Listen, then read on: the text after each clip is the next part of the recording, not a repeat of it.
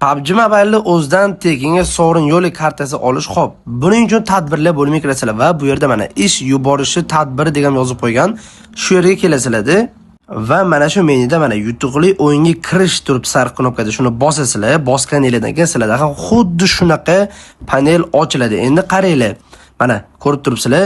Bu yerga mana yuborish havolasi deb yozib qo'yibdi. Sizlar PUBG Mobile'da shu Narutoga oid qanaqadir video chiqarishingiz kerak. Editmi, farqi yo'q. Narutoga oid chiqarasizlar va mana bu tepada turibdi. Panjara PUBG X Naruto o'sha hashtagdan foydalanishingiz kerak. O'sha video qo'yganingizdan keyin pastiga o'sha hashtagni yozasizlar va videoni qo'yasizlar, farqi yo'q. Instagram, TikTok, YouTube keyin o'sha videoni silkasini olib turib, mana yuborish havolasi degan joyga o'sha silkani yozasizlar va pastiga mana shu 923 JTX parolni yozasizlar, yuborish knopkasini bosasizlar.